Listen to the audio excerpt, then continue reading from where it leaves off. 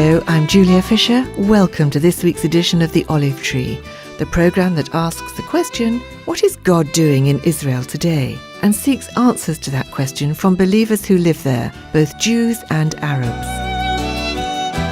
My guest today is Rita Tsukahira, a Jewish believer who lives with her husband Peter in Haifa in northern Israel. We heard from Peter on last week's programme, but this week we feature Rita's story, and quite a story it is, because she's running a shelter for women in crisis, and the women coming to her for shelter are mostly refugees from Sudan. You may be surprised to hear that Israel is absorbing refugees in large numbers from Sudan, escaping from the troubles there. As Rita explains, by the time they reach the safety of her shelter, these women have experienced indescribable trauma before finding protection in Israel.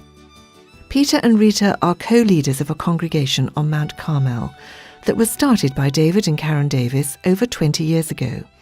Recently, I took a small group, and we sat with Rita as she shared the story of how her work with refugees began. I just had a vision for women, and I had a vision for women in crisis.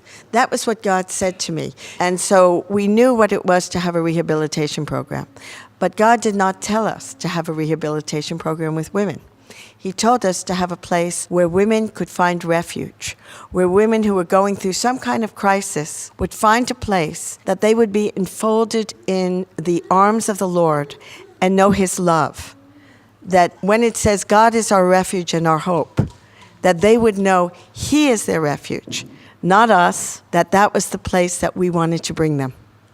So the first woman we ever took in, and we never advertised, and we still don't, we took over the ownership of this property in November 2002. January 2003, I got a phone call to take a Colombian woman who was here as a foreign worker in Tel Aviv, and her Arab boyfriend had tried to kill her. She was under police protection, and they felt that she needed to get out of Yaffo, which is just south of Tel Aviv. And they heard about us actually through believers that were volunteering with a group in Yaffo. We took her, and I said, Lord, what is this about? We're here to take care of the lost sheep of the house of Israel. Sound familiar? But the Lord said, no, I'm going to send you the ones that I want you to care for. And it's not just going to be Jewish women or Arab women. It's going to be the women that I send you. And we had an incredible experience with this woman, Milena. We went to court with her.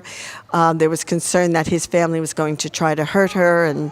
And she, after 5 months or so with us, was on a plane out of here back to her family after she testified. She was backslidden, and she got a real understanding of what it was like to be away from the Lord. She repented and came back to Him. From there, we took in women who were Israeli women, women from both Russian-speaking backgrounds, and as we call them, sabras, women who were born here, who were abused by their husbands and needed a place to come to. We took in a few women who were drug and alcohol users, and that was very hard because you need specifically a rehabilitation program. But we saw amazing things happen. A prostitute that was very close to, who was then our house mother, came and lived with us, had visions of Yeshua. She was from a Muslim background, an Arab woman. So over the years, we had a real assortment, Ethiopian women that God just said, take them. And for a season, we would take them. We had a woman who was from India. In fact, she was featured in one of the major newspapers here, Haaretz magazine, as being a slave in the home of the house that she was employed by her employers, who actually were Indian themselves. So all of these were very different, and somehow we made a home for them. And then in March 2006, I got the phone call that was to change really the destiny of our shelter. And the Lord actually spoke to me, I still remember this, in an almost audible voice, because it was so clear to my hearing. And He said, this is going to be big. And the phone call I got was from the immigration police and from a group we had worked with previously, the Hotline for Migrant Workers. And they said to me, there is a Sudanese woman at the border. She's now on the army base. If you don't take her, she's going to be separated from her 6-year-old child, who will be put in an institution. She will be put in prison.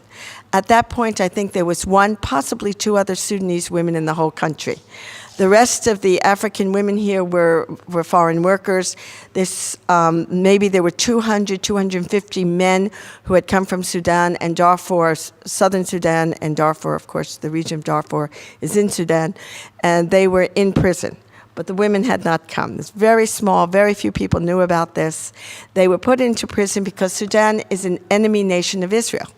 As you well know, it has a radical Islamic government. I just read in today's paper how they arrested a woman for wearing trousers, and she went to court and they were going to hit her with 40 lashes and fine her a lot of money. I mean, it's a government not all that different from other governments that you know about. So we took this woman, not having any idea what was going to come, and she came to us, and she was pregnant. Her name was Ida, and when Ida came with her little girl, we realized we knew absolutely nothing about Sudanese women. And she was a Christian. What do we do? And I remember it was our school of ministry. We brought her in here. We worshiped. We just surrounded her and her little girl who had been traumatized. Back then, people crossed the desert, and they still do cross it in the most dangerous of situations. I will tell you because she's not here. Last week, we took a woman from prison. This woman's name was Magdes. She's over in the shelter now. When they cross, they have to pay the Bedouins. They have to pay the Bedouins a lot of money to cross. And as I understand it, Saba, when they paid the Bedouins to cross from Sudan into Egypt, these are Eritreans. Now, the Eritreans come through Sudan. The borders there are, I think, difficult for us to understand, but refugee groups keep trying to find refuge in other countries. And so the Sudanese are running out of Sudan, the Eritreans are running into Sudan. A number of our Eritrean women have lived in Sudan. This particular woman, her husband was beat up by the Bedouins, and he died in her arms, as we understood it. He died, and then she was raped. And then she came across the border and then crossed the border again and was put into prison. And she came to us last week. A number of different groups were involved with where can we place her? We're going to put her in the shelter for battered women because she'd been raped. And when I heard that, I said, that can't be. And they know about us. And they said, are you willing to take her if there's counseling? Well, I can't go into the whole story. The story has actually gone from bad to, if you can imagine, worse. But the Lord has intervened, and we have a very dear friend who's an Ethiopian pastor, and he's come and worked with us. These are the things we deal with on a day-to-day basis. They risk their lives to come in. Over the last 3.5 years since we took the first woman, thousands and thousands of refugees came. I mean, that's why when I look back and tell you there were 200 Sudanese here, we took in that Sudanese woman. Then the next week we took in 2 Muslim women who were both political asylum seekers. They were not victims of war. They came from Muslim families in Khartoum, beaten, tortured. One of them was. And then she crossed the border. She and her husband ran. She was from a very prominent Muslim family that opposed the government.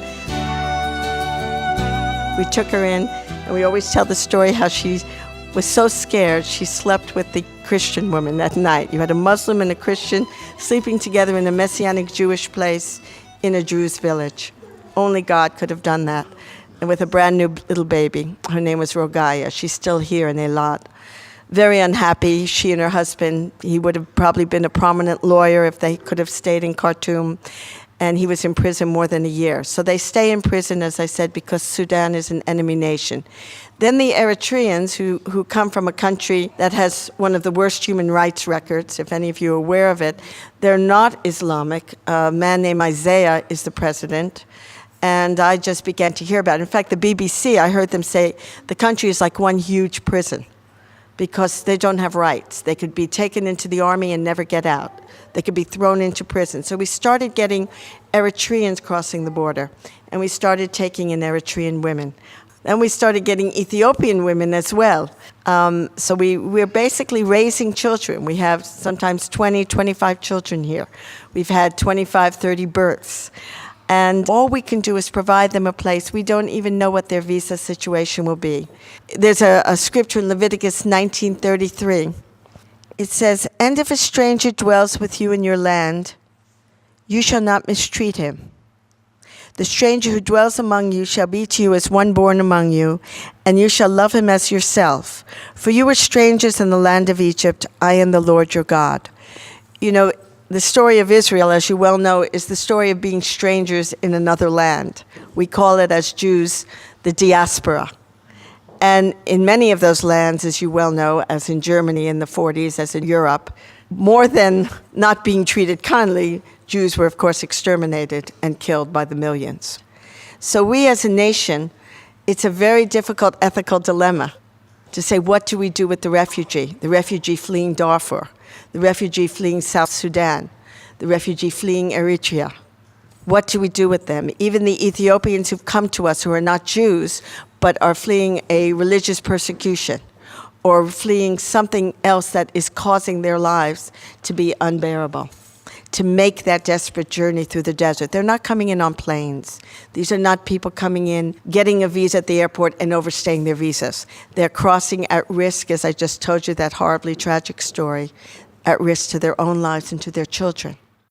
Rita Tsukahira, who along with her husband Peter is one of the leaders of a congregation in northern Israel and director of a shelter there for women in crisis, in particular refugees from Sudan. And you're listening to The Olive Tree with me, Julia Fisher, the program that hears direct from both Jewish and Arab believers living in Israel to find out what God is doing there. I know that many of you believe that what is going on in Israel amongst the believers is part of God's plan of salvation for the nations. Maybe you've been looking for an opportunity to find out more.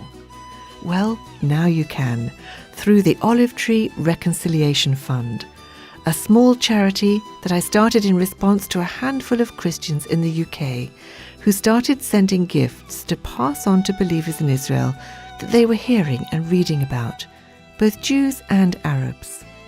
It's been our privilege to help Rita as much as we can because, as you heard, caring for so many women and children is a costly business. So can you help us? Would you like more information about our work? If you would like to receive our bi-monthly newsletter or join our next tour to Israel and meet some of the people you hear on this program, then please get in touch. You'll find more information and articles on our website, www.olivetreefund.org, where you can also leave a donation. Or you can write to me, Julia Fisher, at the Olive Tree Reconciliation Fund, P.O. Box 850, Horsham, RH12 9GA in the UK. Join me at the same time next week with more news and interviews from the Holy Land. Until then, goodbye.